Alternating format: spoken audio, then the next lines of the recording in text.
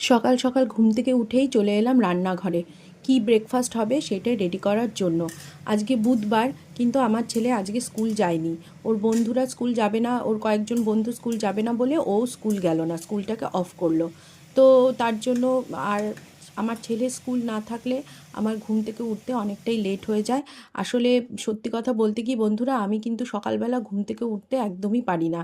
রাত জেগে সারা রাত আমাকে কাজ করতে বলো, আমি অনেক কাজ করতে পারি, কিন্তু সকালবেলা উঠতেই আমার যত কষ্ট। তার জন্য আমি যতটা পারি রাত্রিবেলা একদম বাসন কোসন ধুয়ে রান্নাঘর পরিষ্কার করে ঘর টর গুছিয়ে একবারে শুই, যাতে সকালবেলা উঠেই যাতে আমার ঘর দুয়ার পরিষ্কার একদম ঝকঝকে দেখতে পারি। আমি যখন নিজে পড়াশোনা করতাম তখনও কিন্তু রাত জেগেই পড়াশোনা করতাম, সকালবেলা ঘুম থেকে উঠে পড়াশোনা করতে একদমই পারতাম না। তা চলো, এইদিকে দেখো স্কুল যেহেতু যায়নি, বাবা, আমার ছেলেও এখনও ঘুমোচ্ছে, বাবা, ওকে ডেকে ডেকে ও আমার বাবা এখন ওঠো। তুলতে হবে। আর ওইদিকে আমার বাবু রে। ব্রেকফাস্টও রেডি হয়ে গেল। ব্রেকফাস্টে করেছিলাম কালকে রাতে, যেহেতু কিছুটা ভাত বেঁচে গেছিলো, তাই ভাবলাম যে ডিম দিয়ে আলু দিয়ে ভাতই ভেজে দিই, তাই জন্য ভাত ভাজাই করে ফেলেছিলাম ব্রেকফাস্টে।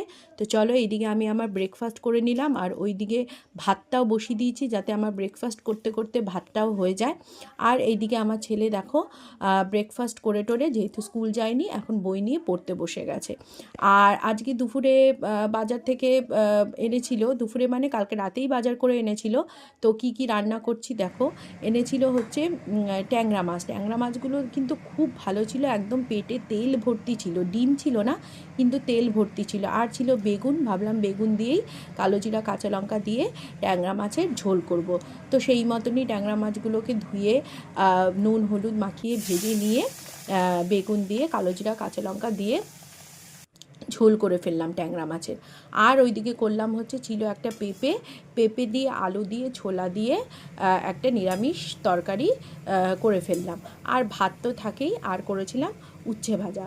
তো তোমরা আজকে কে কী রান্না করলে অবশ্যই আমার সাথে শেয়ার করো, আর আমার ব্লগগুলো কেমন লাগছে সেটাও কিন্তু আমাকে জানিও। তো চলো, আজকের মতো এত দূরই গল্প হলো, আবার নতুন ব্লগে তোমাদের সাথে অবশ্যই দেখা হবে। চলো, টাটা।